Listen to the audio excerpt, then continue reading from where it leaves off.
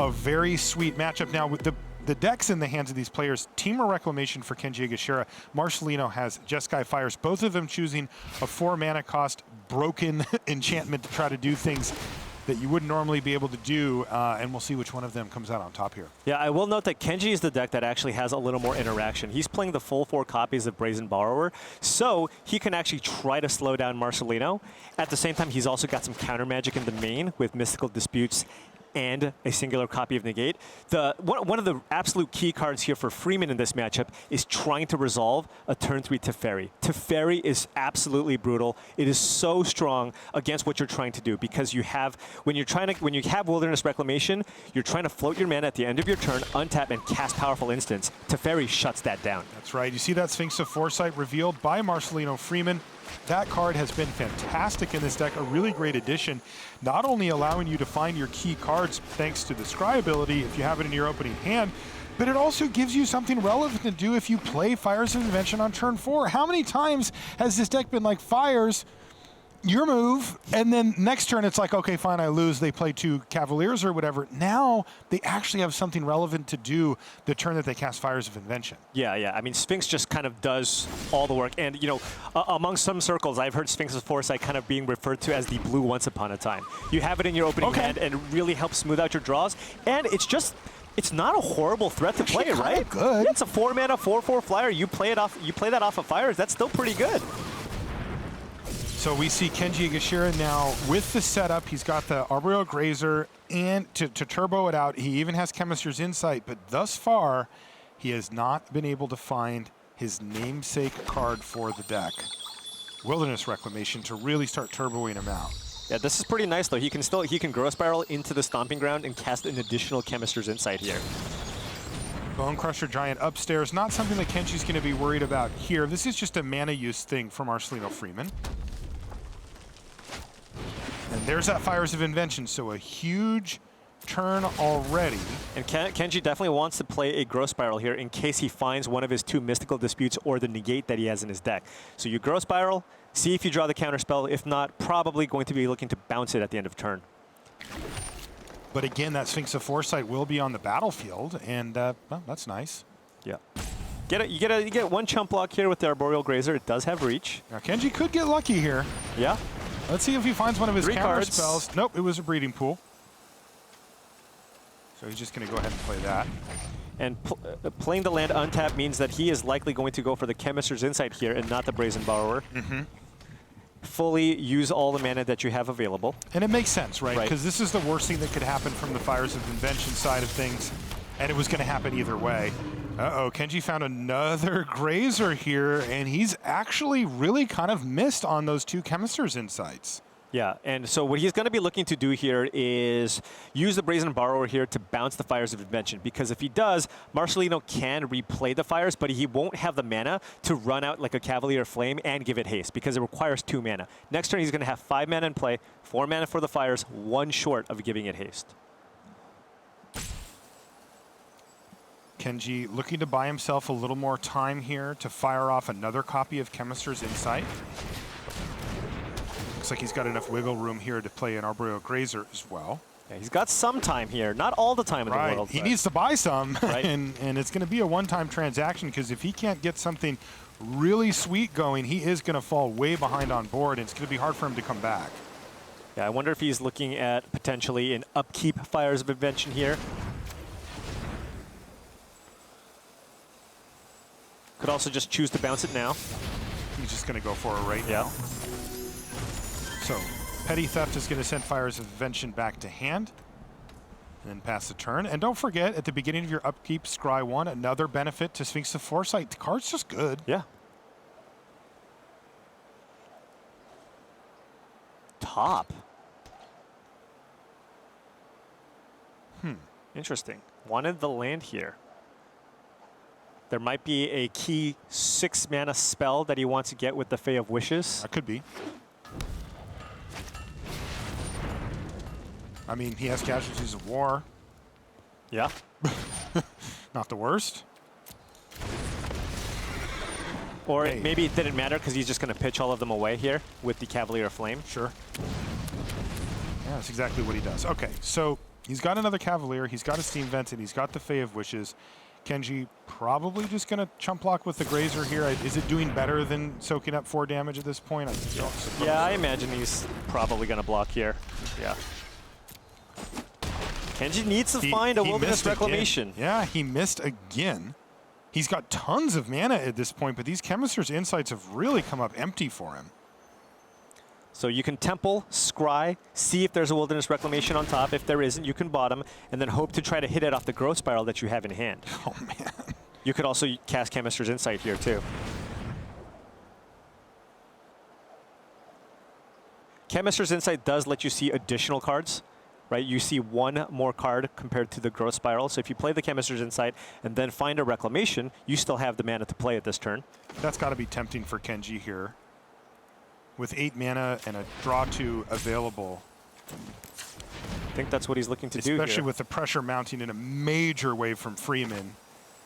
Yeah, next turn Freeman can play the other Cavalier of Flame. Right. And have all the mana untapped to haste his team and give all of them fire breathing. He can also play Granted into some devastating spell. Now, is a Brazen Borrower what the doctor ordered here? Well, it's going to buy him some time, right? This means that he's not just dead next turn. He has the ability to bounce Fires of Invention or Cavalier of Flame here next turn, and maybe that'll be enough for him to potentially string together some cards here to be able to get kind of that 1-2 punch of Reclamation into Expansion Explosion. And this also lets him use Growth Spiral to get another card deeper. Ooh. He has gone through a lot of cards in his Wow. life. Well, what did you see? He just drew Cavalier of Gales here. So now he's going to have Cavalier of Gales plus Cavalier of Flame. He's going to have 4 gigantic creatures in play here that will all have haste. So can Kenji survive? Kenji can bounce one of them and block the other one. Would he survive? Yeah? I think so. Yeah, because of the Sphinx of Foresight. If it gets through, that's fine. Right, because he does have the Grazer to block, so he can quote unquote deal with 2 of the creatures, right? Right. And then he has the card off of Growth Spiral plus his draw step to try to find. I mean, he needs Wilderness Reclamation plus he needs to find a way to finish the game. Right, and Marcelino sitting at 20, so I don't even think Reclamation into, let's see, 3. Into expansion. I don't think that's necessarily going to be lethal here either. It's like Kenji's just so far behind here. It might be too late. He does get to see a lot of cards, though. So he blocks a Cavalier of Flame, but he is staring down lethal damage, so that's going to prompt Petty Theft. Yeah, he's going to take 15 damage here, I think, because he's going to bounce the other Cavalier of Flame, and we're going to get another activation here. So yeah, this looks like 15. Staying alive. He's at 1. Okay, the Temple goes into play. Oh! Yeah, but he doesn't have any card draw here, right? I mean, he drew the Reclamation, but I think he's just going to die next turn. That's what I was saying. Like, it's like, if that's not it, then what's it? Yeah, so now he's just like, maybe I need Chemister's Insight into Wilderness Reclamation plus Expansion Explosion. Is that what he's looking for? Well, he's at 1 life. I mean, Marcelino, Freeman, and Opt. Let's get that sweat. All right, this is the last one here for Kenji, and it's not going to do it. So that's not it. So Marcelino, Freeman, able to finally stick that Fires of Invention on the battlefield, keep it there, and do what it does. He just overwhelmed with Cavaliers. Yeah, and you saw Sphinx of Foresight just doing so much work there, right? You get the additional scries at your upkeep, and just the fact that he was able to keep kind of what looked like a sketchy hand, right? He had 2 lands in his opener, but because of the Sphinx, it allowed him to kind of smooth out his draws and make sure that he can cast the Fires on turn 4. Looks like he's brought in Fry. Took out Flame Sweep. Yeah, Fry is huge because not only does it most importantly kills Teferi Time Raveler, right? That is the threat that you want to kill, but also it will kill the Cavalier of Gales.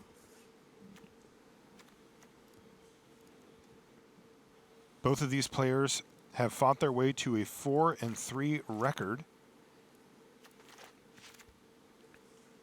Kenji, particularly. Ooh, the old 2-2-2-2 here. Interesting that he's choosing to keep Shock here. Maybe he thinks that his opponent is likely, given that you don't expect them to have Shock in the deck, maybe he thinks that his opponent's going to play Teferi minus Teferi down to 1, and then you'll have the Shock to kind of just get the Teferi. The easy answer. Yeah, Kenji, you know, fighting for potentially a spot in Rivals, the Rivals League, which is coming up next year. But there's a lot of people fighting for those slots, so it's a bit complicated. But, you know, he is trying to give himself the best chance possible to make it in. And he was thinking that a day 2 would put him in a pretty darn good position for it. And there are just so many points you get from these events. Yeah. So being able to play in 2 of these arena mythics is huge. Oh, yeah. Making a day 2 at an event like this is an accomplishment in and of itself. Of course, most of the players are looking for the top 8, but still, just making day 2 is rough business. Great opening hand here. There's a Wilderness Reclamation, and he's even got some interaction here as well. Oh, okay. So the shock was for the Legion Warboss that he knew about. Of course, players have access to deck lists. So he knows that Legion Warboss is in Marcelino Freeman's sideboard, so wanted a few additional ways to deal with a Legion Warboss.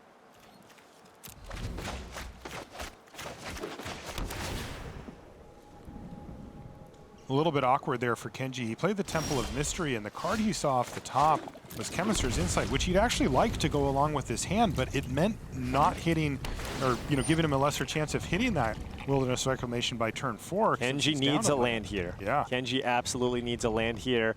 There's that Temple of Epiphany, but that's not going to stop anything. You don't have the ability to counter Wilderness Reclamation. So if Kenji finds an untapped land here, because he's got Growth Spiral, he's got Breeding Pool, he'll be able to play a turn 3 Wilderness Reclamation. That is not a land. Now he still has a shot at it. Right? Untapped land. Oh, no. It was a Brazen Borrower for Kenji. And he's just going to have to pass the turn with the shields up behind that Negate and Mystical Dispute. Kenji probably just going to be countering this. Yeah, usually you want to do a Mystical Dispute if you have a chance to, because it does run out of gas against this particular deck. And it's a land for Kenji. He sees an Expansion Explosion. He's already got one of those. He doesn't want it. Still in an okay position. He's got Negate at the ready. Kenji needs to set a stop here. Yes. To be able to bounce it so the 1/1 doesn't get created. And you see the full control get activated right away there, because it will go right to your combat step, and that's where the 1/1 comes. Right. Yeah, Kenji not looking too bad here. No. He's going to be able to slam the Wilderness Reclamation. He does have the Negate backup here for that Disenchant that Freeman has in hand, too. It's funny, when you said Disenchant, I thought, come on, Paul, just say the name of the real card. No, we're not shortcutting here, buddy. I'm like, oh, no, he has actual Disenchant. Real Disenchant. Yeah. Kenji does want to find a red source here so he can cast an explosion. He might want to cast a mini explosion here, draw some cards, but does need to find red source number 1. Okay, so there's the Disenchant, and he does need to, of course, protect this. Boy, Kenji's hand has actually turned out pretty well, even with the missed land drop. Yeah, but this Legion Warboss will provide some pressure. Kenji doesn't have an answer, so wants to find a red source. That counts, but he won't be able to cast Explosion just yet. These temples are kind of hurting him. Double red for that. Exactly. He has access to 9 mana, but only 1 red. He can't want a second Fry here. No, I don't think so.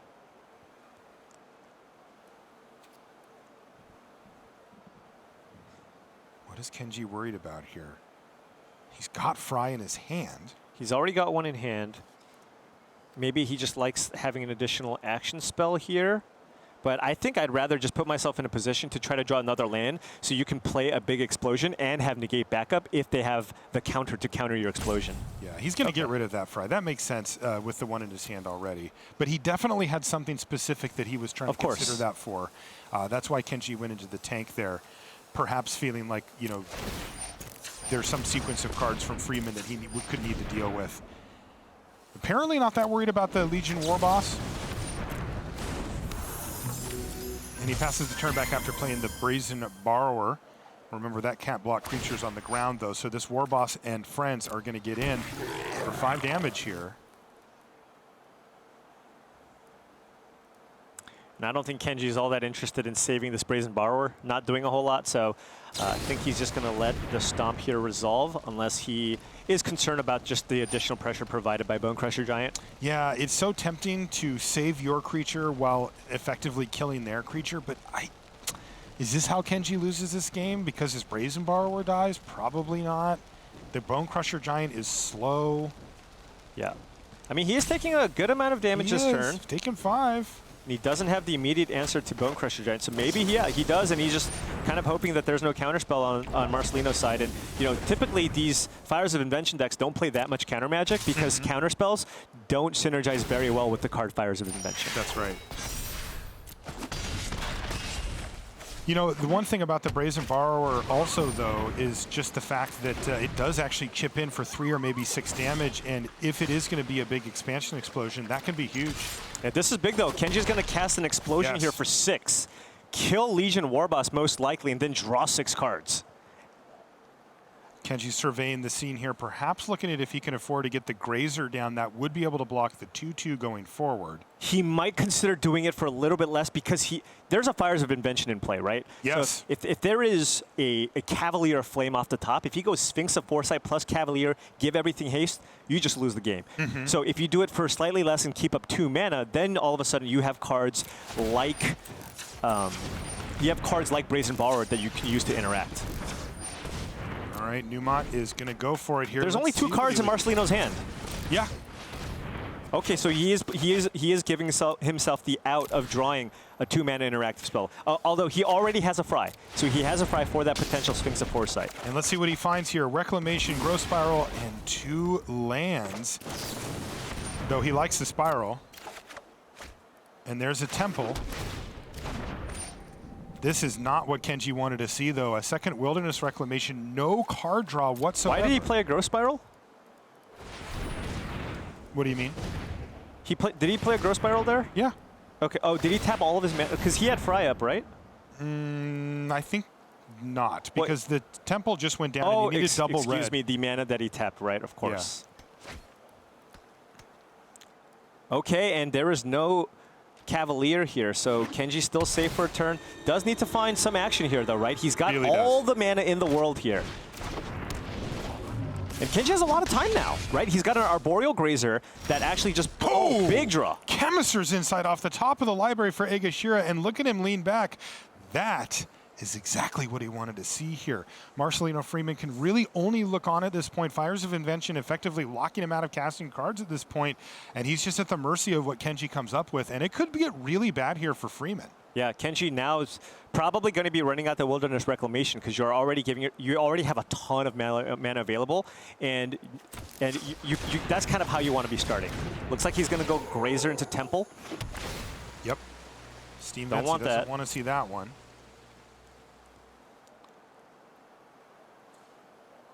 And then now he has the ability to play Reclamation, float a bunch of mana, cast Chemister's Insights, and have Fry up for the Sphinx of Foresight. In whatever order he chooses, I suppose. Right. Because he can play the Stomping Ground untapped and still play the Wilderness Reclamation. That's the second one on the battlefield here for Egashira. And boy, he has a lot riding on this Chemister's Insight, no doubt about it. Yeah, if he just finds an Expansion Explosion here, I think that's it, so. He finds a Shock and a Steam Vents, but one of the land can go away. Steam Vents. And he finds a Steam Vents and another Chemister's Insight, so he can actually keep this rolling. Right, but doesn't really need to cast it anymore. Can't really do anything with the 4 mana. So he's just going to pass the turn back. He's got Shock ready. He's got Insight at the ready as well. Castle Vantress is going to get activated now by Freeman in his upkeep. Yeah. Wants to find a big Cavalier here. Yeah, he's already got the Fires of Invention, so mana's not the bottleneck for him. It's some big action spell. Top bottom. He topped one.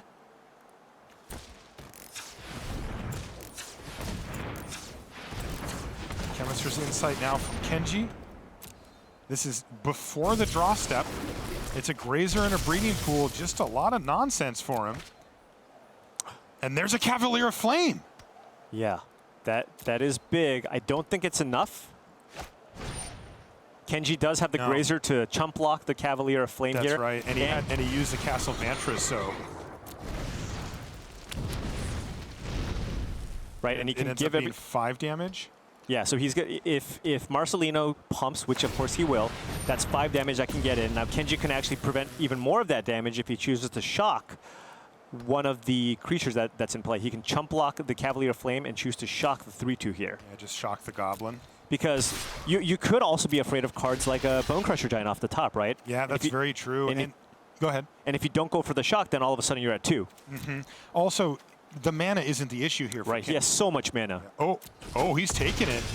Okay. Down to 2, but he is going to dodge a bullet here. There is no Bone Crusher Giant, so it's just a second copy of Fires, and Kenji is going to go digging here. Expansion, trying to win this explosion. game. He finds land. Oh, wow.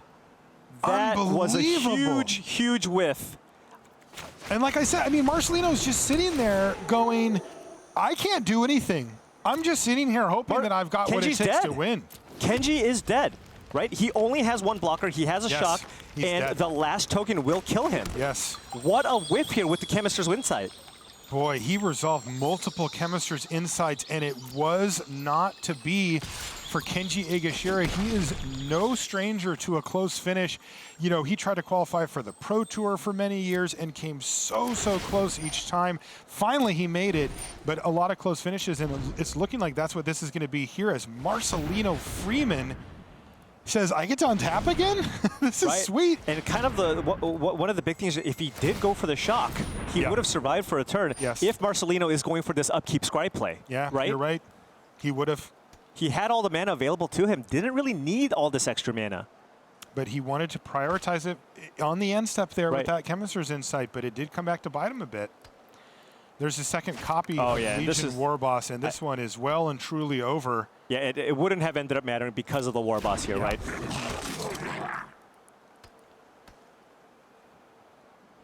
Marcelino Freeman just needs to go through the motions to put himself into day 2. He wants to wait for the combat step to get the token. Oh, actually, it doesn't matter because the token, of course, already has haste. But he does want to give the token that gets created off the Legion Warboss +1/+0. So the shot kills the Warboss, but it's still too many creatures here, and with even just one activation of the Cavalier of Flame, not enough blockers, 3 damage. You don't even need to activate it. 3 damage gets through, and Marcelino Freeman